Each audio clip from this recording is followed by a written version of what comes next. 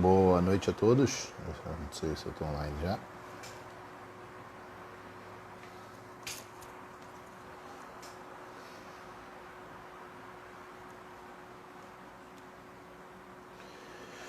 Boa noite, pessoal. Estamos aqui indo para a 8ª live. Acredito ser a 8ª já. Dessa vez vamos falar com o Lolo, né?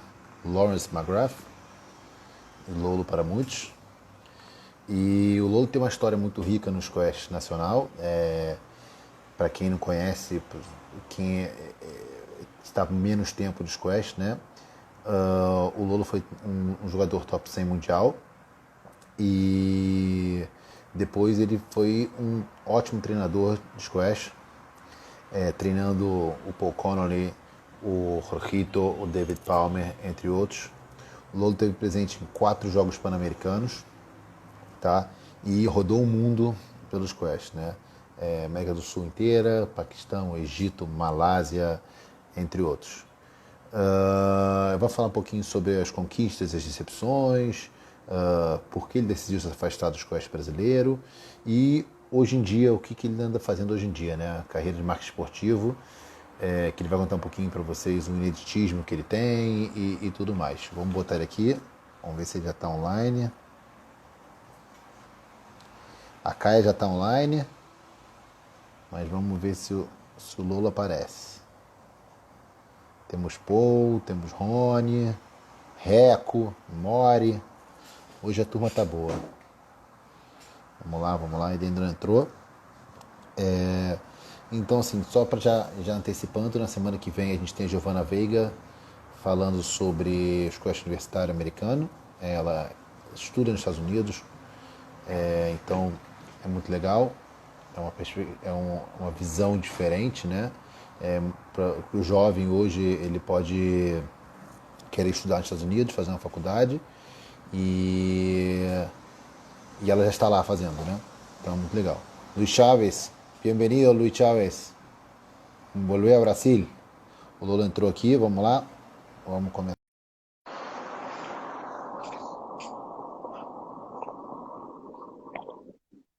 Temos até o Lipe aí hoje. Fala, Lipe. Karina quer. Hoje a turma tá boa.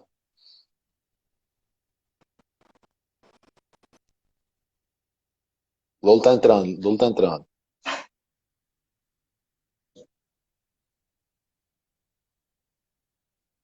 Vamos lá, só esperar um pouquinho, tá subindo aqui. Neném, fala Neném. O sol do Paysandu tá em peso também, muito legal.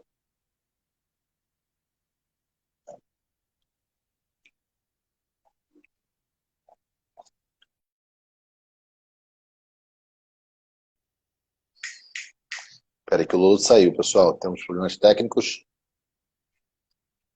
Deixa eu ver aqui. Voltou. Ver. Aê, pronto. Funcionou. Agora sim. Opa, fala. Tudo bem? Fala, Lolo, tudo bem? Beleza.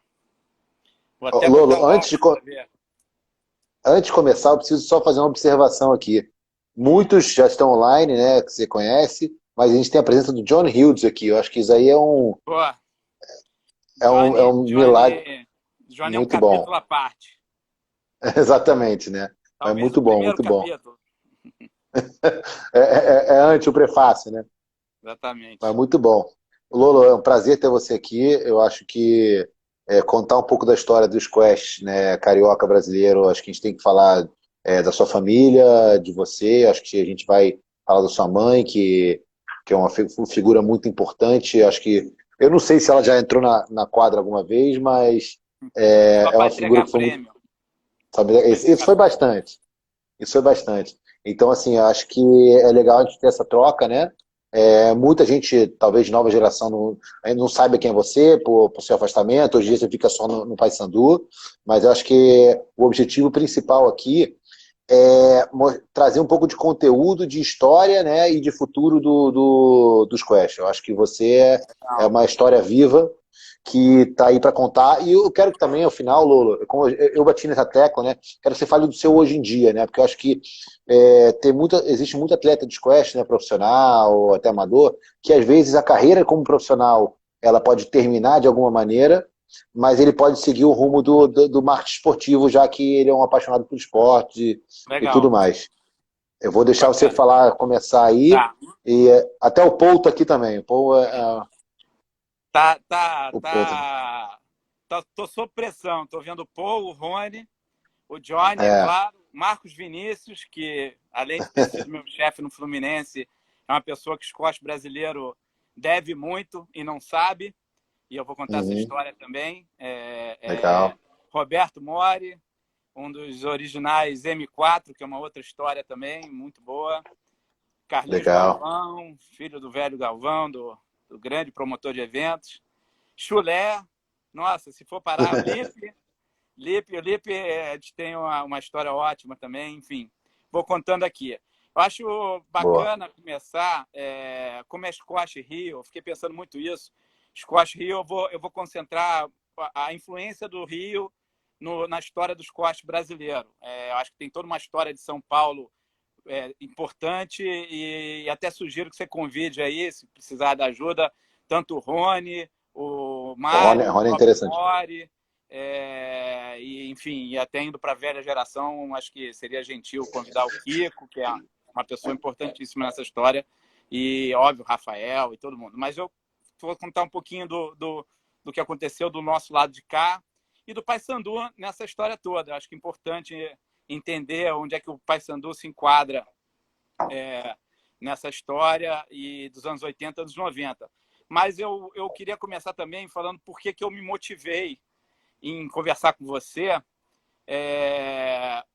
e por que eu achei que era importante resgatar a história, que eu acho que, infelizmente, a gente é um esporte que tem pouca imagem, pouca história do passado, pouca capacidade de homenagear o passado, mas foi assistir Isso. a quarentena, né? Nós estamos aqui todos presos na quarentena, e, e eu fui ver na televisão uma coisa que eu não tinha visto na época, que é um projeto que o John, meu sobrinho, que vocês conhecem bem, o John Magrati, fez de surf, chamado Uhum, 70 e tal, no off.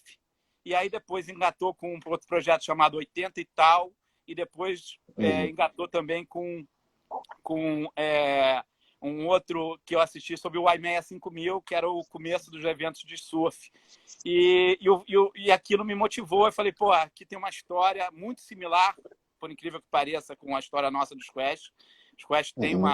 uma proximidade muito grande, por incrível que pareça, com o surf, tanto no Rio de Janeiro, com a KS, a turma toda da KS, Verdade. quanto com São Paulo, com o Paulinho, que foi um dos donos do All Rackets, Uhum. e a turma de lá também.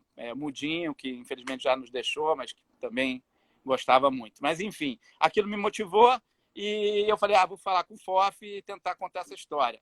Assim, eu, Legal. pessoalmente, comecei no squash, eu esbarrei no squash 2 vezes, uma em 78 e uma em 79 nas Bahamas, visitando meu pai, que trabalhava lá no Caribe, e ele tinha um amigo que jogava squash, e eu entrei na quadra, jogava tênis no Paysandu, brinquei um par de vezes, gostei muito, mas jogava tênis, voltava para o Brasil e beleza, mas que negócio ficou na minha cabeça, o esporte bacana, inglês, lá nas Bahamas, achei bacana.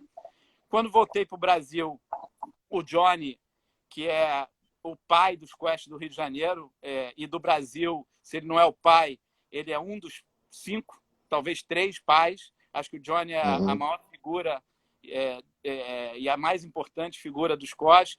Ele tem uma relação com a minha família muito próxima, ele era muito amigo do meu pai e ele é muito amigo do meu irmão mais velho, do Michael. E o Johnny sempre esteve envolvido com o squash, fundador do Rio Squash, que eu chamo de Rio Squash, e as pessoas me brincam comigo, eu gosto de falar squash, enfim. É, E também incentivou a construção das quadras do Paysandu. Mas antes disso, uma vez, eu lembro perfeitamente que foi durante a Copa de 82, eu e Ricardo Demarque, que joga com a gente lá no Paysandu, a gente se aventurou de ir no Rio Squash Club, que era um lugar longe, muito longe, quando a gente era um adolescente. Para a época, né? 13, 14 anos. Mas a gente foi lá e entrou naquele clube, e o clube era uma efervescência. Tinham os ingleses, os brasileiros já, mas o Johnny e a turma dele, o Jazz Macara, Robert Walker, uma série de pessoas que também eram sócios de Paysandu, mas já jogando muito lá. A gente jogou, brincou, jogou nas quadras de cima, achou aquilo o máximo. Eu lembro que era a semifinal da Copa de 82. Então, tinha uma bagunça acontecendo, como o Rio Squash sempre foi, né? Muito alegre, muita vida, muita vida. E a gente achou aquilo o máximo. Eu voltei mais uma vez, assim, a gente achou bacana, continuava jogando tênis. E aí o Renato Maia, que foi um presidente de Paysandu, pai do Serginho Maia, decidiu construir as quadras. Eu acho que por influência do Johnny, mas tinha uma turma, uma pessoa importante também nas quadras do Rio de Janeiro e do Paysandu, o Willie Nicol, que era um escocês que trabalhava no Brasil, e eles empurraram e construíram as 2 primeiras quadras. Agora temos 3, né, como a gente sabe, mas as 2 primeiras quadras, houve uma discussão no modo de desenhá-las, enfim, podiam ter saído 3 na primeira vez, mas não saiu aquelas 2 em Z, para ter o espaço no meio. E foi inaugurado, eu lembro até o dia que foi inaugurado, com um jogo dos 2 melhores jogadores do Rio de Janeiro naquele momento, que era o Rodrigo Soares e o Luiz Coelho, irmão do Dico. Os 2 jogaram um jogo maravilhoso, interessantíssimo. Depois o Robert Walker jogou também. E assim foi lançado o esporte no Paysandu. E a gente jogou, o Johnny jogou, todo mundo jogou, mas o jogo principal foi Rodrigo Soares e Luizinho Coelho. Luizinho Coelho era do Rio Squash, o Rodrigo também era do Rio Squash, mas o Rodrigo era primo primo, né? Do Carlinhos e do Marquinhos Santos, que foram os caras que fundaram e construíram a KS. E aí a gente, de repente, num espaço de 2 anos, de 83 a 84 para 85, tínhamos 3 lugares para jogar, importantes. Nisso eu comecei a jogar mais squash. Tinha um cara no Paysandu chamado Quinho, Luiz Augusto Candiota, com um irmão chamado Luiz Felipe Candiota, e o Robert Walker. E os 2 Candiotas jogavam muito bem tênis, rapidamente aprenderam a jogar squash muito bem. O Quinho rapidamente era o melhor jogador nosso do Paysandu. Eu era 2 anos mais novo, e aí aconteceu da gente pegar um verão e não sair da quadra. E a gente passou um verão inteiro jogando squash, de manhã até de noite, como vocês conhecem, e aprendemos rápido.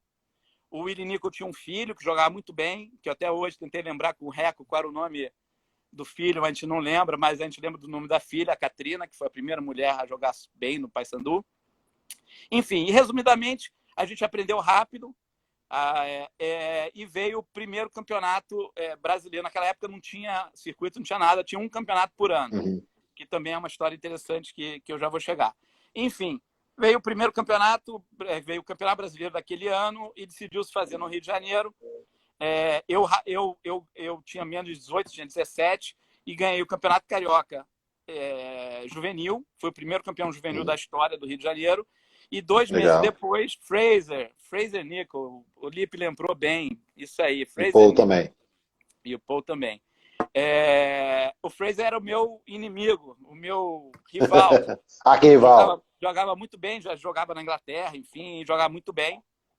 E aí eu ganhei do Fraser na final do Carioca e encontrei ele na semifinal do Brasileiro. Um brasileiro, fui o primeiro campeão brasileiro da história, juvenil. O título está lá, a taça está no Paysandu ali, eu mostro para você, na sala de troféu ali. É uma taça da Coca-Cola com Bausch Lomb, eram os 2 patrocinadores de peso. Coisas ainda do Johnny e da influência inglesa, o John Mertens, que a gente conhecia bem, né, da Bausch Lomb, que era patrocinador, junto com a Coca-Cola. E aí o Mário de Oliveira sempre brincou comigo, que eu só sou o primeiro campeão brasileiro juvenil, porque ele tinha um ano, tinha 9, acho que o Mário tem 9 ou 10 meses mais do que eu, e ele chegou na final do brasileiro de adulto, ou na semifinal. e ele jogou um jogaço com o Kiko. Eu acho que ele foi até final, para falar a verdade. Ele foi vice-campeão, quebrou tudo. Jogou. Ele e eu éramos um pouquinho esquentados naquele começo. E aí o Mário, o resto da vida, fica com isso me sacaneando, falando que eu sou o primeiro campeão brasileiro juvenil porque ele tinha acabado de fazer 18 e não pôde jogar. Mas, enfim, o Mário, foi ali que a gente ficou amigo. Eu e o Mário temos uma amizade dessa vida toda e acho que é uma coisa importante para o futuro dessa história. Enfim, e aí começamos a jogar e a KS veio muito forte, porque eles tinham uma quadra em casa. O motivo que a KS é construída é porque o Carlinhos, o Marquito Santos, que acho que ainda está vivo e foi meu primeiro chefe na KS, tinha uma quadra em casa e eles jogavam muito. E tinha um cara que jogava muito, chamado Rodrigo Bandeira. Rodrigo Bandeira tinha sido meu colega de colégio, jogava futebol muito bem e jogava squash muito bem. Ele e o Rodrigo Soares deslancharam, Luizinho Coelho veio na sequência, e aí eles montaram a KS. A KS foi construída, chama KS por causa dos nomes dos dois donos, né? Mas os donos brigaram na noite de inauguração, que é uma história maravilhosa. É mesmo? Do squash do Rio de Janeiro. E chamava Curtembar Santos, o nome a família Curtembar e o Marquito Santos. Mas o Marquito e o Curtembar brigaram na dia de inauguração, falaram, ou vende ou compra, e o Marquito comprou. Então o Marquito ficou dono para sempre da KS. Enfim, na KS o negócio explodiu, porque era Barra, começo dos anos 80, era 84 para 85. Toda a turma, eu dei aula e joguei com... Por isso que eu vejo esse crossover com o surf. Joguei com o André de Biasi, foi meu aluno muito tempo, jogava bem, o irmão dele, Queca, jogou muito, muito bem. O Daniel Sabá, a Cláudia, mulher dele naquela época, que depois construiu uma academia, que foi o Rio Sport Center. Tinha uma turma muito grande, Tico Cavalcante, do surf, muita gente de surf e asa delta. Eu cheguei a jogar com o PP jogava squash. Legal. E tinha muita gente da Barra que jogava squash. E aí ficou 3 polos. Mas a maior competição, rapidamente, ficou entre KS e Rio Squash, porque o Márcio Ribemboim ficou muito bom, muito rápido. Primeiro teve um cara chamado Mauro Santos. Os primeiros jogos, os primeiros campeonatos cariocas e as primeiras rivalidades de quadra cheia e briga foi entre Mauro Santos e Rodrigo Soares. Mas o Rodrigo era um pouquinho melhor. O Fefé, foi aí que o Fefé se envolveu mais. O Fefé sempre foi um cara importantíssimo. Também vou falar do Fefé, se der muito, porque o Fefé é um pilar do squash brasileiro. Mas o Fefé, desde sempre, apoiou os jogadores do Rio Squash, como ele fez até o final. E naquela época o escolhido dele foi o Maurão. O Maurão jogava muito bem. E aí começou a ter esses jogos e eu, Quinho, o Felipe depois saiu um pouquinho, mas eu e Quinho ficamos ali pegando uma beirada, jogando bem, mas pegando uma beirada, esses caras jogando um pouquinho melhor. Carlinhos Santos chegou a jogar muito bem também. De repente o Quinho chegou a uma final de Campeonato Carioca e aí o Paysandu despontou. Nisso veio o Betinho Macê, que o Betinho Macê é uma... Como é que eu vou falar? Ele é um cometa na história dos squash do Paysandu, do Rio de Janeiro e do Brasil. Betinho é um talento incrível, podia ter sido um dos maiores jogadores da história. Mauro Santiago, não é Santos. Mauro Santiago, o Reco me lembrou aqui. Maurão, jogava muito bem. Enfim, o Betinho veio, olhou, conquistou o que deu para conquistar naquele momento, jogava muito, mas parou muito cedo. Muito talentoso. A gente perdeu ele, muito talentoso, mas jogou muito bem. Ele não queria levar as costas de uma maneira tão séria quanto a gente, mas jogou muito. Enfim, aí a gente começou a jogar e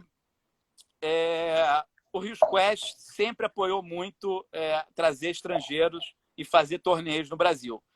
De repente, o primeiro estrangeiro que eu lembro foi o Andrew Clark, ficou no Rio Squash. O segundo foi um jogador chamado Anders Valsted, o sueco, mas logo ficou um alemão também. Os caras, por isso que eu lembro muito do surf também. Os caras vinham aqui, era só mulher bonita, só gente bonita, só festa.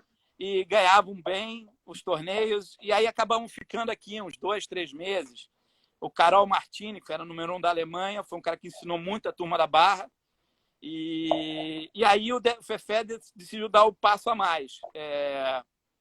O passo a mais do Fefé foi trazer um treinador de verdade, que foi o Tom Kane, que era um inglês ou escocês, eu não lembro exatamente, mas acho que era inglês.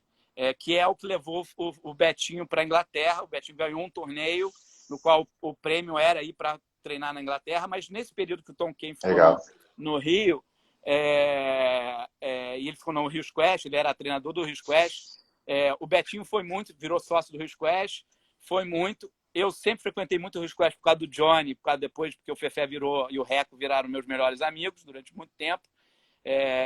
Mas eu nunca fui sócio do Rio Squash, por uma questão de princípio de defender o Paysandu até o final. Achava que rivalidade é uma coisa importante em esporte, rivalidade sem descambar para besteira. Mas, enfim, aí o Tom Kane treinou 2 pessoas que deslancharam. Betinho, que foi essa avalanche dos squash carioca, e o Paulo dele. Aí o Paulo dele, que não sei se muitas pessoas sabem, mas ele é cunhado do Márcio Ribemboim. O Paulo dele começou... eu comentei o Leif Lehner também. Leif ficou aqui. Inclusive, eu acho que eu confundi o Leif com o outro jogador sueco. Mas o Leif ficou aqui muito tempo. O Leif é que ensinou, o Roberto está lembrando aqui bem, o Leif que foi o primeiro cara a gente ver helicóptero. Helicóptero é a bola que você bate lá em cima e vem e cai aqui atrás. O Leif foi o primeiro a fazer aquilo e a gente ficou meio assustado a primeira vez e depois virou uma febre durante um bom tempo. Muita gente tomou bolada por causa do helicóptero, mas enfim. Aí o Paulo dele virou o melhor jogador do Rio. Jogou muito bem. O Paulo dele foi incrível. Um squash bem inglês, né? bem paralela, fundo e resistência. E aí tinha muito torneio carioca, mas ainda não tinha uma coisa brasileira. Tinha as amizades que a gente construiu. E aí, lá para 86, Roberto Mori vai para a Inglaterra. Tem uma seleção brasileira que vai jogar na Inglaterra, Kiko, Troiano, não lembro qual é o terceiro, Rodrigo Soares e mais um jogador, que talvez tenha sido Roberto. Vão jogar um campeonato mundial. Naquela época tinha um campeonato mundial e os países eram convidados a jogar. E o Brasil foi convidado, eles foram jogar. E foram até bem na época, não lembro direito a colocação, mas foram bem, enfim. E aí o Neil Harvey, que foi um top 10, talvez, acho que 6 do mundo, também se encantou com o Brasil e começou a vir para cá. E aí essa primeira geração jogava no Campeonato Sul-Americano, que é a geração logo acima da minha, que é o Kiko, que é, sem dúvida, um grande jogador, o maior talvez. Acho que é difícil comparar gerações, mas o maior. Mas tinha um truque para ele ser maior, que eu já vou chegar. Tinha o Kiko no Brasil, o Paulinho Troiano também, o irmão do Kiko e vários outros, mas o Kiko, o Paulinho. Tinha o Raul Rodrigues no Uruguai. Cada país tinha um jogador muito bom. O Raul Rodrigues e o Juan Bragar, os 2 irmãos Bragar no Uruguai. Na Argentina tinham 2 irmãos, que eram o Howard e o Harry Stewart. Isso antecede todas as pessoas que você conhece, né? Até o Andrés Nieto. No Paraguai tinha um cara chamado Chipe Ayala, que é o professor do Esteban. E Esteban tá aqui. A Colômbia, esse Peru não jogava. O Peru tinha até um cara, não lembro o nome, mas o Chile tinha o Pepe Prieto. E eles jogavam um torneio sul-americano esporadicamente. Aí vem o primeiro torneio sul-americano de verdade. Vem uma Copa Latina em 88. A Copa Latina em 88 tá aqui. Kiko Mário, Perna e Rodrigo. Eu achei que Paulinho Troiano foi. Paulinho Troiano foi com o Kiko jogar um torneio em Biarritz também, na Espanha. E aí, os 2 irmãos peruanos. Todo mundo corrigindo aqui, porque todo mundo conhece bem essas histórias. Enfim, resumo, Roberto é o primeiro a ter uma certa coragem e morar um tempo para treinar com o Neil Harvey. Volta, além de melhorar muito na volta dele, volta empolgadérrimo. Em 88, se eu não estou enganado, e vende nós éramos a nova geração, né? E vende para nós essa ideia de só dá para melhorar se a gente viajar. E aí, duas coisas acontecem. A gente entra em 89, 88 tem esse campeonato latino, tem um circuito meio estruturado, mas ainda não tão estruturado, da PSA, que na época se chamava ISPA, International Squash Professional Association. O Reco participou, foi para lá, foi para a Colômbia, foi para a Copa Latina, no Paraguai. E a gente vai para o primeiro sul-americano, que é organizado de verdade no Paraguai, no Chile, desculpa, um dos clubes mais bonitos que eu conheço, que é o Prince of Wales Country Club. E a gente vai jogar lá, em 89.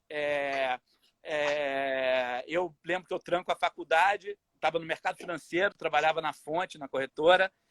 Tento convencer o Quinho, que mais inteligente do que eu, ficou trabalhando, falou que louco, tá louco, jogar squash, vou ficar aqui trabalhando, e fez uma carreira brilhante no mercado financeiro.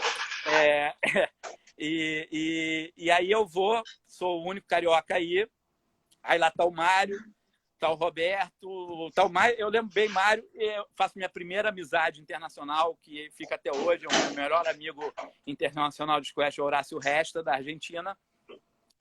E a gente joga lá, é o primeiro campeonato sul-americano, onde o Kiko vem a ser o campeão, mas eu joguei contra o pai do Miguel Ángel, que se chama Ángel Messias, ganhei o Messias, ganhei, aí perdi para o Horácio Resta, aí tinha um plate, que a gente chamava plate, quem caía, perdi para o Horácio Resta 3-2, um jogo muito bacana, a gente jogava um estilo bem firulento, vamos dizer assim, muita firula, forte, ia gostar, Horácio, grande jogador. Horácio jogava... Meu estilo. Eu ganhei do campeão colombiano, para mim aquilo era, ganhei no campeão colombiano, dá para jogar squash, dá para jogar squash. Os erros que a gente vai fazendo, mas tudo bem. Ele vai se achando, né?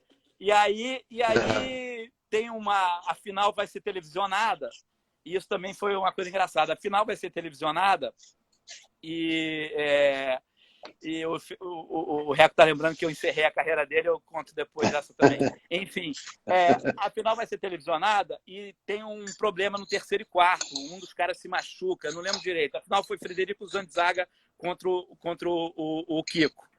E alguém se machuca. E aí todo mundo lá, acho que o Esteban vai lembrar dessa história, enfim, o Horácio com certeza vai lembrar. Todo mundo chega e fala assim, cara, tem que preencher o horário. Como é que a gente preenche o horário? Preenche o horário fazendo um replay do jogo do Lolo com o Horácio, porque foi lindo, é bonito, não sei o quê. E aí eu também me achei mais ainda, né? E aí a gente jogou o jogo e pela televisão, ao vivo, e uma firula danada. Enfim, foi muito legal. E a gente ficou mais uma semana lá. Ficou Mário, ficou eu, ficou o Horácio, ficou o Frederico. E aí a gente voltou. Quando a gente voltou para cá, eu falei, eu quero fazer isso na minha vida.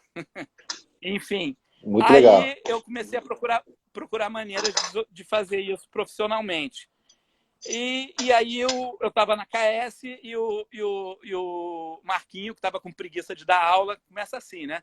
Marquinho tinha um aluno que preguiça de dar aula, falou, dá aula para mim? Eu falei, mas não sei dar aula direito, não sei o quê.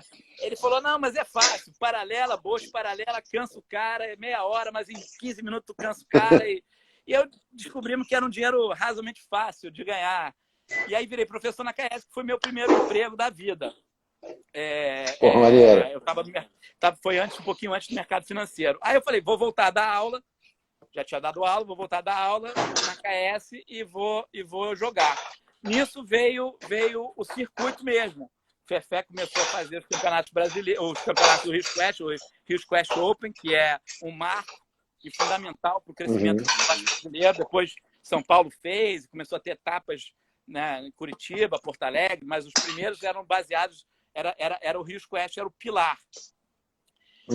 Tinha o People, né, que ajudava muita gente, o People Down, né, os gringos adoravam.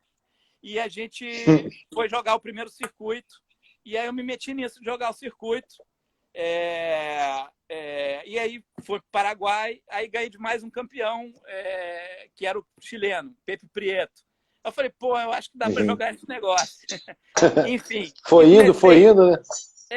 Fui indo, aí começamos a jogar e não convenci, naquele momento não convenci muita gente aqui do Rio, mas todo mundo estudava, todo mundo estava começando a trabalhar, enfim. E eu me joguei, comecei a frequentar mais São Paulo. Então, estava KS, muito São Paulo, muito com o Mário, dormia muito na casa do Mário, treinava lá. E aí surgiu uma ideia, que é a primeira ideia engraçada de como a gente começa a abrir os quests. A família Borges foi morar em Porto Alegre, o pai dele foi trabalhar numa empresa chamada Alvebra, e a gente pensou assim, pô, vamos visitar o Feijão? Pô, vamos, mas pô, vamos de carro e vamos dar uma volta pelo Brasil. E aí inventamos o que a gente chamou de M4, foi uma empresa, foi a primeira empresa de squash que eu montei junto com o Roberto Mori, que é o segundo M, o terceiro M era Mário de Oliveira, e o quarto M era Marcelo Cabeludo, que alguns vão lembrar, Marcelo Ferreira, canhoto. Jogava bem, canhoto, jogava muito bem, foi primeira classe, jogou qualifying, jogou alguns torneios, enfim. E ele tinha uma caminhonete, e a gente saiu para os quatro. Fora, M4, a gente... O Mário sempre foi muito bom comerciante, trazia raquetes do Paraguai, a gente pegava raquetes, tênis, uma série de coisas do Paraguai, e saía vendendo, e a gente começou a rodar o Brasil. Aí foi a primeira briga que eu tive com o Fefé. O Fefé, em vez de chamar a gente de M4, e a gente começou a furar alguns torneios. A gente não jogava, ele fazia uns torneios no Rio, e vinha muito paulista jogar no Rio. O Kiko vinha muito, o Mário vinha muito, Roberto vinha muito, e a gente optou por não vir a uns 2 torneios, ficamos uns 3 meses rodando de carro pelo Brasil. A gente foi a milhões de lugares. E a gente começou a abrir os quests em vários lugares. A gente ligava, tem uma academia, tem uma quadra, é assim, é assado. E a gente começou a ir. A gente dava uma clínica e fazia uma exibição. Normalmente era Roberto. Mais uma pergunta, Lolo. Desculpa te cortar, uma pergunta. Já existia academia quadra nessas academias? Ou vocês iam no intuito de... Não. Tinha alguns lugares que tinham umas quadras. Não era academia, era academia de ginástica. Fitness estava bombando. E eles tinham muita referência de São Paulo, um pouquinho. Eu acho que o Projeto Aqua ainda não estava pronto, mas eu acho que já tinha o Kiko, obviamente. O Frisoni já existia, mas o All Rackets. Então, as duas referências que eles tinham eram o All Rackets e a KS. A KS, assim, o Rio de Janeiro, até para fazer uma analogia com surf de novo, que eu estou com surf na cabeça, apesar de nunca ter pego onda direito, minha família é de surfista, vocês que conhecem aí um pouco mais da gente, né? Meus irmãos e meus sobrinhos, enfim. O AKS é para o squash o que o arpoador foi para o surf. Então, a AKS era referência de academia de ginástica com quadro de squash. Tinha 6 quadras, para quem lembra. 6 quadras maravilhosas, com muita história e muitos jogos incríveis jogados lá, enfim, dá para ficar horas. Mas, enfim, o ponto é que a gente saiu viajando na picape cabine dupla do Cabeludo. Várias loucuras, várias questões, mas a gente ia parando, dava uma clínica, e normalmente jogava eu contra o Cabeludo, por sorte, e o Mário contra o Roberto. De vez em quando a gente trocava e pedia para pegar leve, mas a gente, quando não estava valendo grana mesmo, a gente até emparelhava. Quando entrava uma grana... Mas, enfim, foi ótimo. A gente foi para Joinville, abrimos Florianópolis. O Neto vivia de surf, de roupa de surf, rato de praia. Encontramos o Neto, que eu já conhecia do Rio, mas não estava envolvido com os squash ainda, muito pouco. Rodamos o Sul todo, Caxias do Sul, Pelotas, vários lugares. Legal. Parando. E aí a M4 desmontou por 2 motivos. O primeiro motivo, que o Fefé fez muita pressão para a gente voltar para os torneios e começou a apelidar a gente de Bye Bye Brasil, o que deixou a gente bem chateado, meio puto na época. Porra, Bye Bye Brasil, sacanagem chamar a gente de Bye Bye Brasil, não sei o quê. Isso foi que ano, Lolo? Que ano foi isso exatamente? Foi 89. E aí Não, minto, isso é 90. 90. Depois que a gente volta da Inglaterra. Depois que eu e o Mário voltamos da Inglaterra. Mas, enfim, o Bye Bye Brasil é o que abre esse negócio. Mas antes, em 90, no dia 6 de janeiro de 90, a gente decide que só tinha um jeito, quer dizer, decidimos antes, mas só tinha um jeito da gente melhorar. E a gente tinha corrido o circuito aqui da América do Sul. Eu tinha feito alguns qualifiers que eu tinha jogado bem, passado e tudo. Foi quando eu fiz o meu primeiro ranking abaixo de 100, que foi 89. E aí a gente decidiu, eu, Mário e Feijão, ir morar na Europa. E na ida para a Europa, a gente foi para a Inglaterra. E o Paul e a Vanessa, irmã do Paul, vieram com a gente para ficar as primeiras 2 semanas, o que eu acho que foi fundamental para os quests do Paul. E a gente foi morar na Europa e a gente foi jogar lá. E a gente falou, cara, a gente vai ficar 1 ano aqui, o que a gente quase conseguiu. Conseguimos. A gente acabou morando juntos durante 6 meses, depois cada um foi para um lado, mas a gente ficou quase 1 ano lá. O Paul e a Vanessa voltaram. O Paul, a gente era meio renegado, brasileiro isso foi a sorte pra gente, porque a gente não era muito bem aceito por ser brasileiro, as mesmas coisas que a gente viveu em outros esportes e no próprio squash. E aí tinha um clube que aceitava a gente bem. Por nossa sorte, chamava Stripes, era em Ealing Broadway. E esse clube era o clube também dos paquistaneses, e era o clube do Jancher. Legal. E aí a gente foi para lá. E lá, o Mário, o Feijão, mas Mário e Feijão começaram a melhorar muito, muito, muito. A gente treinava com muitos caras ótimos. A gente começou a virar sparring deles direto. Legal. Eu fui sparring. Feijão era muito, muito mais do Jancher. O Jancher jogou muito com o Feijão, Mário também. Eu um pouco menos, já não aguentava, quer dizer, ainda era bastante forte, jovem, mas eu fiquei mais próximo de um cara que depois foi banido dos Quest, mas foi 6 do mundo, o Mirza Mangool. Esse foi o cara que eu fiquei mais próximo. Roberto também jogou no Stripes, está lembrando aqui. O Stripes aceitava a gente. E a gente começou a jogar muito lá, e aí a gente pegou o estilo um pouco paquistanês, a gente aprendeu muito lá. O Jancher tinha um treinador, que hoje eu não sei se ainda é o treinador de Harvard, Satinder Bajwa, ficou muito amigo nosso, muito amigo do Feijão, pegou o Feijão meio como filho. O Feijão sabe fazer aquele jeito de filho de cachorro abandonado, então o Bajwa, o Satinder, pegou um carinho pelo Feijão enorme. O Mário muito competitivo, sempre jogou muito contra esses caras. E eu já comecei ali sentir que o buraco era mais embaixo e pensar mais o que eu ia fazer depois do squash como jogador. Apesar de que foi meu melhor momento, porque naquele momento a gente treinou 3 meses, 4 meses e fomos jogar o circuito europeu e eu consegui passar um qualifying na Espanha. E aí joguei pela primeira vez numa quadra de vidro. E tomei um pau do Mirza Mangool, por isso que a gente ficou amigo. Mas eu ganhei do número 2 da Itália, chamava Francesco Buzzi, no qualifying, passei o qualifying.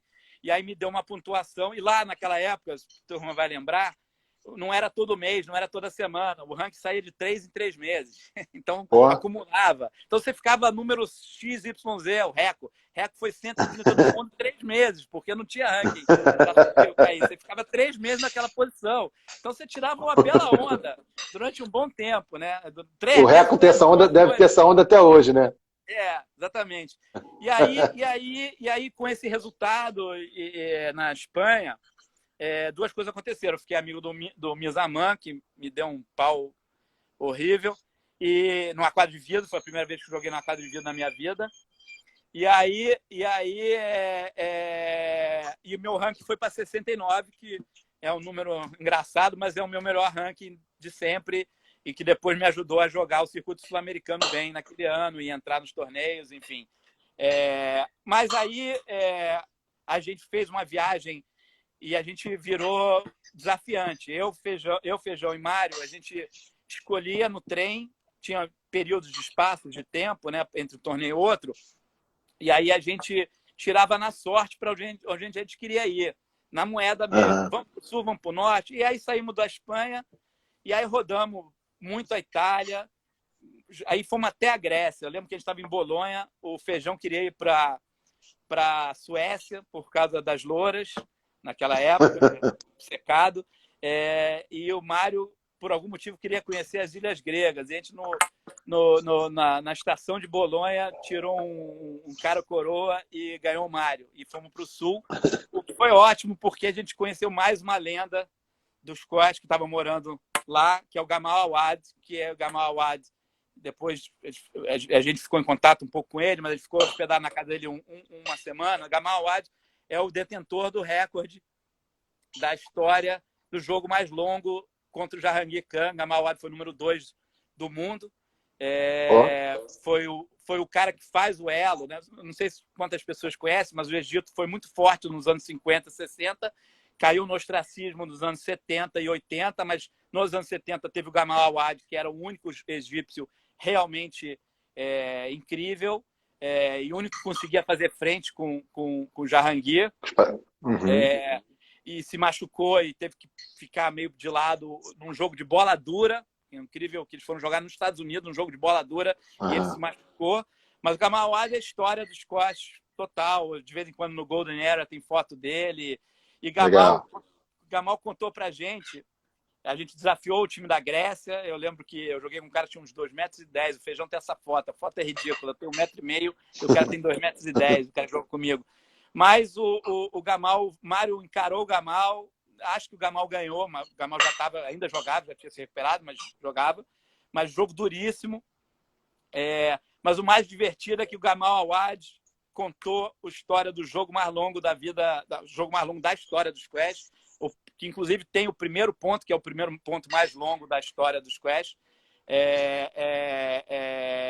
Ele contou o jogo inteiro para o Feijão, que eu e Mário não aguentamos e dormimos, mas contou o jogo inteiro, ponto por ponto, como foi o jogo.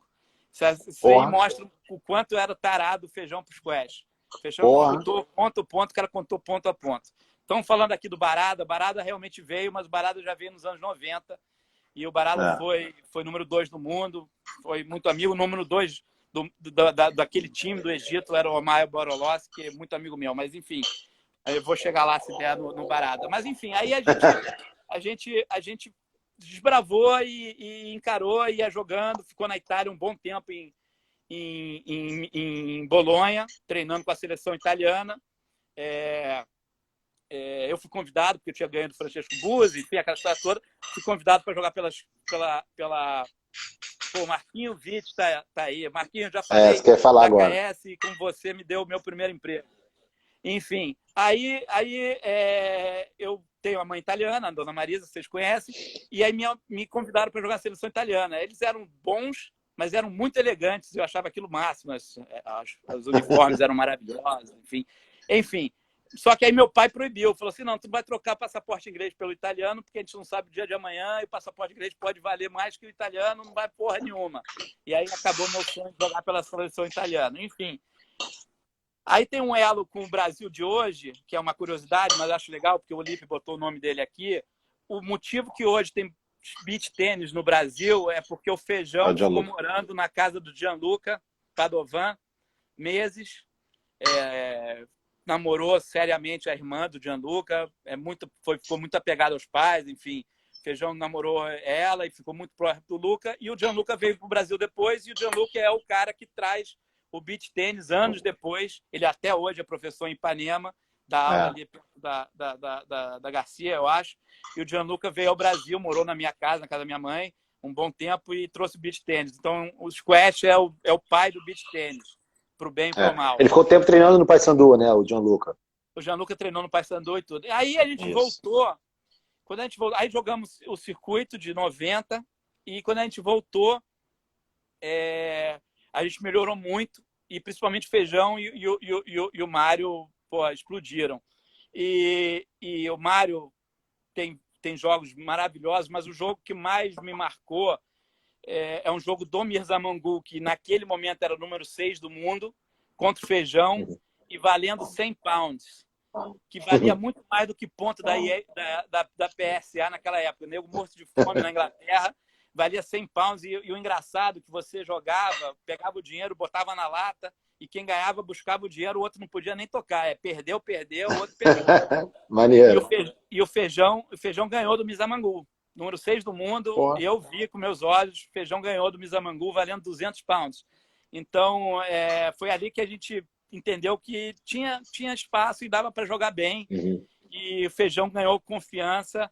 E foi um jogo que tinham várias pessoas assistindo. Inclusive, eu acho que o Jancher viu um pouquinho. O Bajwa viu o jogo todo. Foi ali que o Bajwa viu que o Feijão tinha profundidade, vamos dizer assim, de jogo, tinha futuro. Uhum. E ali foi muito marcante para a gente. Aí a gente dispersou na Copa de 90. Eu fui para a Itália assistir a Copa com minha mãe. E o Mário torceu o pé, se machucou na Inglaterra. Se machucou feio, teve uma torção feia, voltou para o Brasil, foi super bem atendido. Uma coisa que eu lembro até hoje, ele falando: pô, aqui na Inglaterra se machuca, eles ainda te dão dinheiro para comprar coisa, né? Na farmácia. Incrível. Mas teve uma torção muito feia. E o Feijão ainda ficou um tempo, e a gente voltou para o Brasil e jogamos o circuito brasileiro, o circuito o circuito da América do Sul de 90, em todos os países. E jogamos muito bem, enfim, o Mário jogou super bem. E aí os outros começaram a ver que a gente tinha melhorado. O Paul ainda era menino, e aí a gente quebrou essa barreira. Mas nessa época da Inglaterra, que começa um pouco a minha transição de jogador, que eu ainda joguei seriamente até 93, e aí eu migro direto para técnico, mas eu comecei a ser técnico porque eu não tinha grana para pagar. Eu não tinha grana para pagar um grande treinador chamado egípcio, que já deve ter, que já deve ter falecido. Ele tinha uns 70 anos, mas parecia ter 90. Era o Yoda. Ele chamava Dardi El-Bakari. Dardi El-Bakari, naquele momento, era o treinador do Brett Martin e da irmã do Brett Martin. Do qual eu virei sparring. Eu não tinha dinheiro para pagar o coroa era muito caro, mas e aí esse coroa falou para mim: pô, mas eu tô uma certa idade, já não consigo ficar batendo, vamos fazer o seguinte. E foi a melhor coisa para mim, para aprender e para entender. Você fica de batedor e eu dou as instruções. Michel Martin era a irmã foi número 1 do mundo e tudo. E ele treinava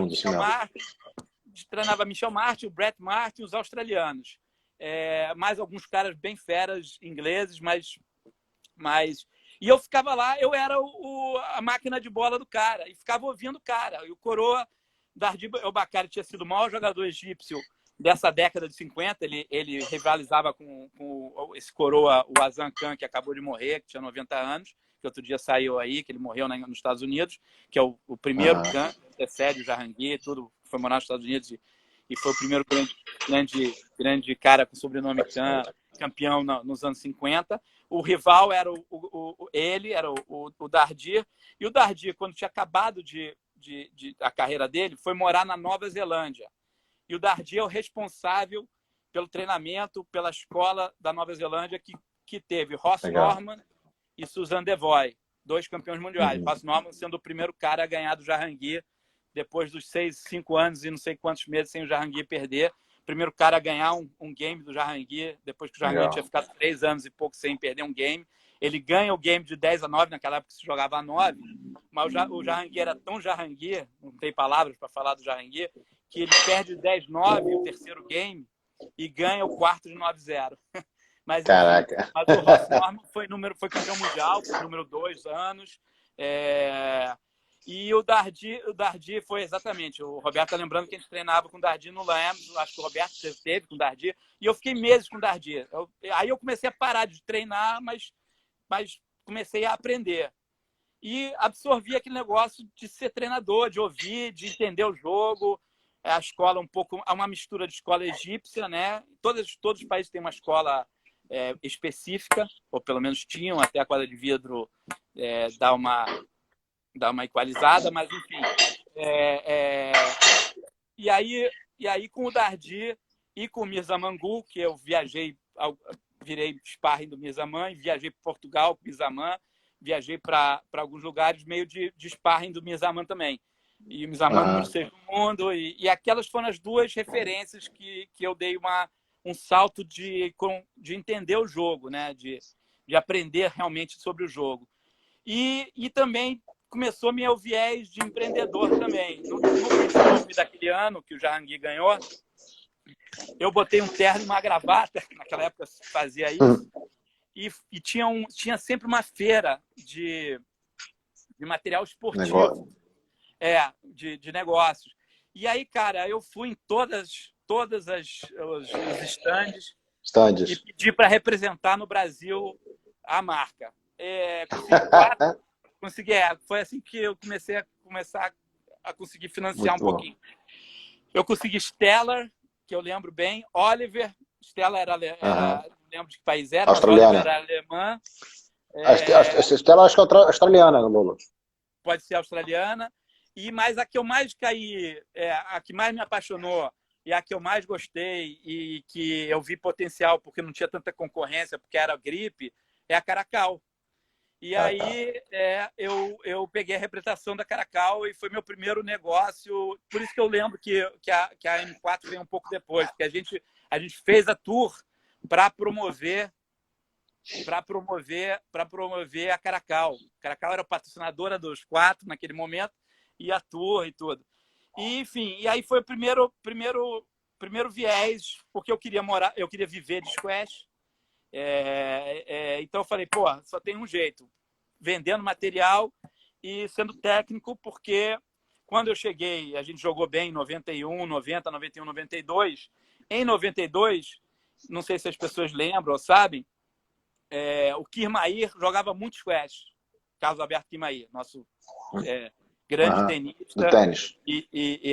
Grande tenista. E naquela época ele era treinador da Gabriela Sabatini, argentina, como você, Fof.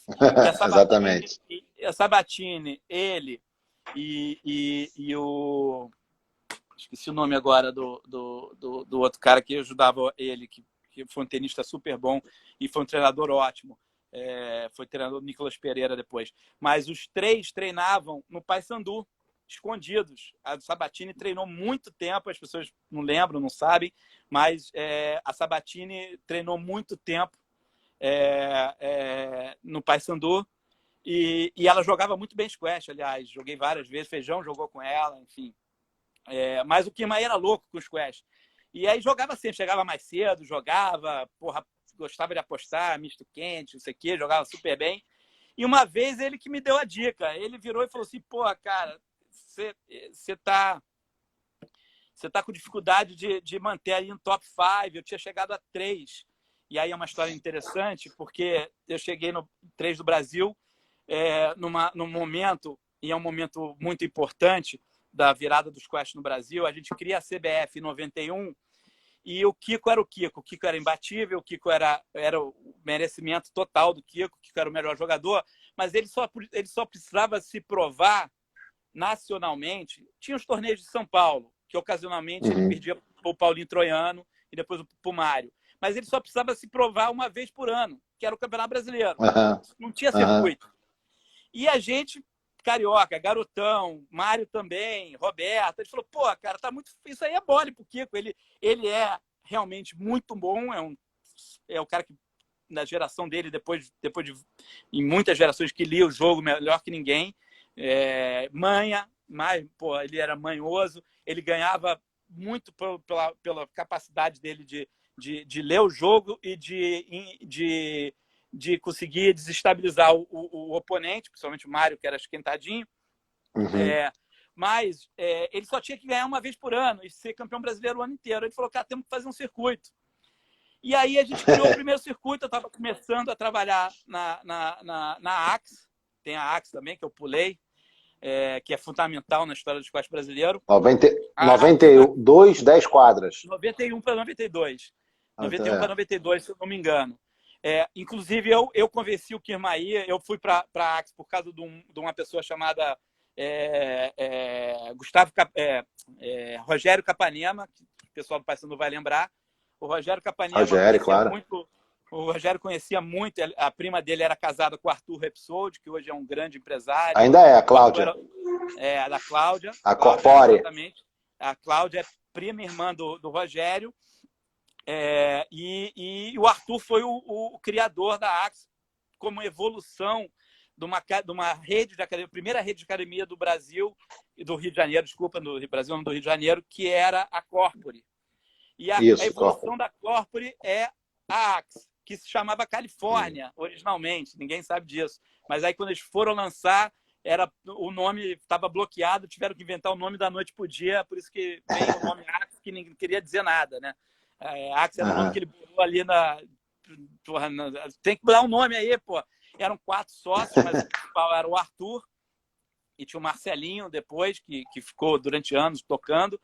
E aí eu convenci o Kirmaí de ficar com tênis, que eram 2 quadras, ou uma, mas talvez eram 2, não lembro direito. E o Squash nasceu com 10 quadras lá.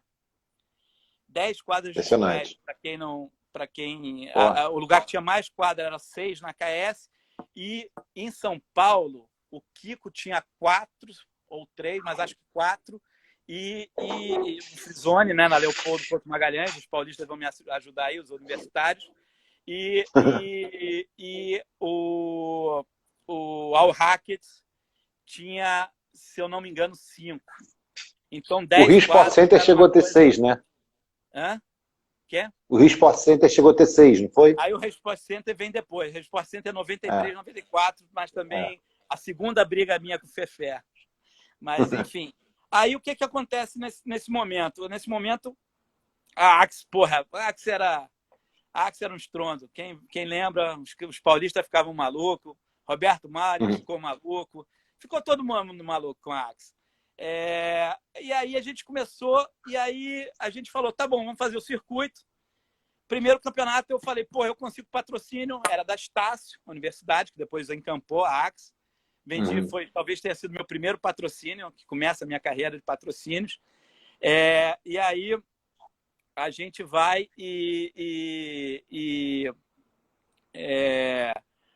faz o primeiro campeonato. Só que naquele momento aí entra uma história que eu e o Reco rimos muito hoje de tarde, relembrando.